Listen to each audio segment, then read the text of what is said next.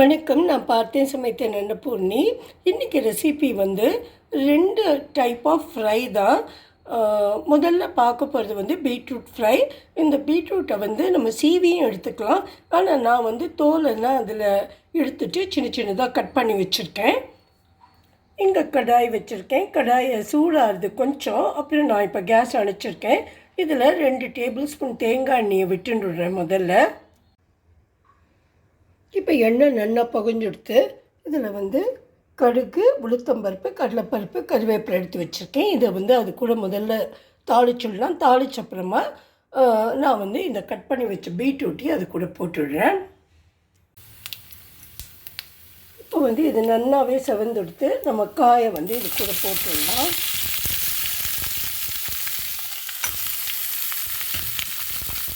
இப்போது கேஸை கொஞ்சம் சின்னதாக தான் வச்சுருக்கேன். இந்த காய் வந்து நம்ம கொஞ்சம் அது வந்து எண்ணெயிலெல்லாம் பிறண்டு வர மாதிரி ஒரு தடவை இலக்கி கொடுக்கலாம் அதுக்கு.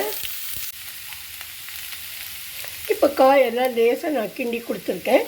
இதில் வந்து ஒரு 4 டேபிள் ஸ்பூன் தண்ணி விட்டுட்டு கொஞ்சம் லோ ஃபயராக ஆக்கிட்டு கேஸை சின்னதாக்கி வச்சுட்டு ஒரு தட்டு போட்டு மூடலாம். இது கொஞ்சம் வேகட்டும். ஆக்சுவலாக இது வந்து ரொம்ப அப்படி பஞ்சு மாதிரி வேகணுங்கிறது இல்லை. ஏன்னா இதை வந்து நம்ம ராவாகவே சாப்பிட்ற வெஜிடபிள் தான். சாலட் கூடலாம் சாப்பிட்ற வெஜிடபிள் தான். இருந்தாலும் அது நம்ம ஒரு கறியாக பொரியெல்லாம் பண்ணும்போது இது கொஞ்சம் வெந்தால் தான் நல்லாயிருக்கும். இல்லைன்னா வாயில் வந்து ரொம்ப கடிபடும். அதனால கொஞ்சம் இது வேகட்டும். நான் இப்போ தண்ணி விட்டுருக்கேன். இதில் இதை வந்து தட்டு போட்டு கொஞ்சம் நாளை மூடி வைக்கிறேன். இப்போ நான் மூடியை திறந்து பார்க்குறேன்.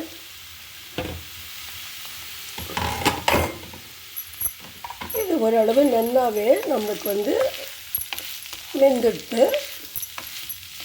சாஃப்டாக இருக்குது. இதுக்கு கொஞ்சம் உங்களுக்கு வேணும்னா நீங்கள் மஞ்சப்பொடி போட்டுக்கலாம். இதுக்கே நல்ல கலர் இருக்கிறதுனால அந்த மஞ்சப்பொடி தேவை இருக்காது. ஆனால் ஹெல்த் ரீசன்ஸ்னால் அது வந்து ஆன்டி இன்ஃபெக்ஷன்ஸ் அப்படிங்கிறதுனால நீங்கள் ஆட் பண்ணுறதுனா பண்ணிக்கலாம். நான் வந்து இதில் ஆட் பண்ண போகிறதில்ல. நான் வந்து உப்பு மாத்திரம் போட போகிறேன். உப்பு போட்டதுக்கப்புறமா இங்கே வந்து கொஞ்சம் 1 கப்பு தேங்காய், ஜீரகம், வத்தல் மிளகு இதை எடுத்து வச்சுட்டுருக்கேன். இதை வந்து லேசாக அரைச்சிட்டு தண்ணி விடாமல் அரைச்சிட்டு இது கூட ஆட் பண்ணி எல்லாத்தையும் ஒரு 2 மினிட்ஸ் கூட கலந்தால் நம்மளோட பீட்ரூட் பொரியல் வந்து ரெடி ஆகிடுது. நீங்கள் பொரியல்னு சொல்லிக்கலாம், இல்லை உங்களுக்கு ஃப்ரைன்னு சொல்லணுன்னா அது மாதிரியும் சொல்லிக்கலாம். இப்போ வந்து நான் இதுக்கு உப்பை போட்டு கொடுத்துட்டு தேங்காயை அரைச்சின்னு வந்துடுறேன். இப்போ இந்த பீட்ரூட்க்கு நான் வந்து உப்பு போட்டு கொடுத்துட்டேன். அதுக்கப்புறம் நம்ம அரைச்சி வச்ச தேங்காயும் சேர்த்துட்டு ஒரு 2 மினிட்ஸ் கூட இது இருக்கட்டும். அப்புறம் நம்ம இறக்கிடலாம். இப்போ தேங்காயெல்லாம் போட்டு எல்லாத்தையுமே நல்லா மிக்ஸ் பண்ணியாச்சு. எவ்வளோ சூப்பராக இருக்குது பாருங்கள். பார்க்குறதுக்கே இவ்வளோ நல்லா இருக்குது. இது ரொம்ப காரசாரமாக இல்லாட்டா கூட ஹெல்த்தியாக இருக்கும். அட் த சேம் டைம் கொஞ்சம் மைல்டு ஸ்வீட்டிஷாக இருந்தால் கூட நல்ல யம்மியாக தான் இருக்கும். நீங்கள் சாம்பார் சாதத்துக்கு கூட எல்லாம் இதை தொட்டுன்னு சாப்பிடலாம். நம்ம அடுத்ததாக பண்ண போகிறது வந்து ஒரு சேப்பங்கிழங்கு ஃப்ரை தான். அதை எப்படி பண்ணுறதுன்னு நான் காமிக்கிறேன்.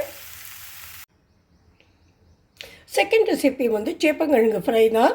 இதுக்கு சேப்பங்கிழங்கு 2 விசில் குக்கரில் வச்சு எடுத்துட்டுருக்கேன். அப்புறம் அந்த தோலெல்லாம் உரிச்சிட்டேன்.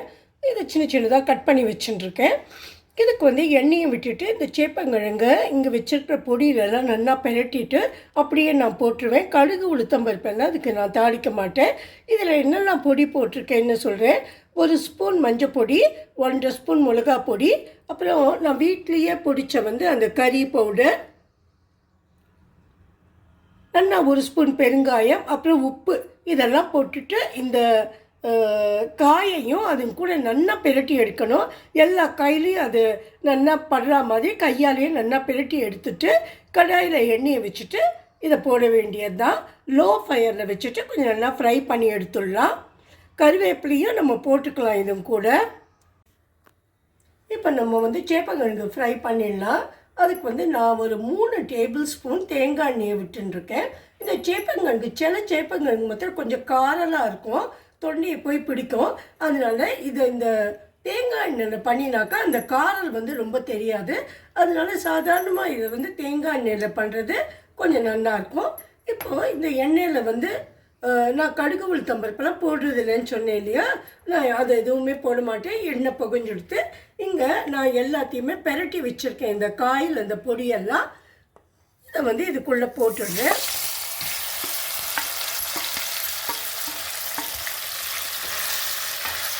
இந்த சேப்பங்கிழங்குக்கு மாத்திரம் கொஞ்சம் உப்பு காரம் இதெல்லாம் கொஞ்சம் கூடுதலாக போட்டால் தான் நல்லாயிருக்கும். அதனால அதே மாதிரி எண்ணெயும் கொஞ்சம் ஜாஸ்தி விடணும், ரொம்ப ஜாஸ்தி இல்லை, ஆனால் கொஞ்சம் ஜாஸ்தி விடணும். சில பேர் என்ன பண்ணுவாங்கன்னா, ஏதோ ஒரு நாளைக்கு தானே பண்ணுறோம் அப்படின்னு சொல்லி வடையெல்லாம் பொரிக்கிற மாதிரி இதை 4 காயாக எடுத்து நல்லா பொரிச்சே எடுத்துடுவா. ஆனால் நம்ம ஃப்ரையாகவே பண்ணலாம், இதுவும் நல்லா தான் இருக்கும். கொஞ்சம் நாள் இதை மூட வேண்டாம், ஆனால் கொஞ்சம் கேஸை சின்னதாக்கிட்டு இது நல்லா பொரியிற வரைக்கும் வச்சுக்கலாம். அது கொஞ்சம் பொரியறதுக்கு சிரமமான அந்த டைமில் நம்ம கொஞ்சம் பெருசாக்கிக்கலாம். ஆனால் அப்போ வந்து நம்ம கூடையே இருக்கணும், இல்லைன்னா சட்டுன்னு கரிஞ்சு போயிடும். இப்போ இது வந்து கொஞ்சம் ஃப்ரை ஆகட்டும். இதை அப்படியே நான் விட்டுடுறேன். இப்போ நம்ம சேப்பங்கிழங்கு ஃப்ரை வந்து நல்லா ஃப்ரை ஆகிடுது. இது லேசாக கொஞ்சம் ஒரு எண்ணெய் இருக்குது. ஒரு 2 மினிட்ஸில் அதுவும் வந்து இதை நல்லா வந்து உறிஞ்சிடும், அப்சர்வ் பண்ணிடும். இதுக்கப்புறமா நம்ம லாஸ்ட்டாக இதை எடுக்கிறதுக்கு முன்னாடி என்ன போடணும்னு சொல்கிறேன். இங்கே ஒரு கை வேர்க்கடலையை வறுத்த வேர்க்கடலை தான் அதை வந்து ஒன்றும் பாதியமாக நான் பொடிச்சு வச்சுட்டுருக்கேன். இதில் வந்து ஏற்கனவே சால்ட் இருக்குது, அதை பேலன்ஸ் பண்ணுறதுக்காக கொஞ்சமாக சில்லி ஃப்ளேக்ஸ் போட்டிருக்கேன். அந்த மிளகாயை நம்ம ஒன்றும் பாதியமாக உடச்சி வச்சுப்போம் இல்லையா, அதையும் ஒரு 1/2 டீஸ்பூன் தான் இருக்கும், அதையும் போட்டுருக்கேன். நான் சொன்ன மாதிரி இந்த ஊரில் மிளகா வந்து ரொம்ப காரமாக இருக்கும். அதனால இதையும் இந்த சேப்பங்கிழங்கோட கடைசியாக நம்ம போட்டு எல்லாத்தையும் ஒன்றா பெரட்டி சாப்பிட வேண்டியது தான். இப்போ நம்மளோட 2 கறியுமே ரெடி ஆகிடுது, 2 ஃப்ரையுமே ரெடி ஆகிடுது.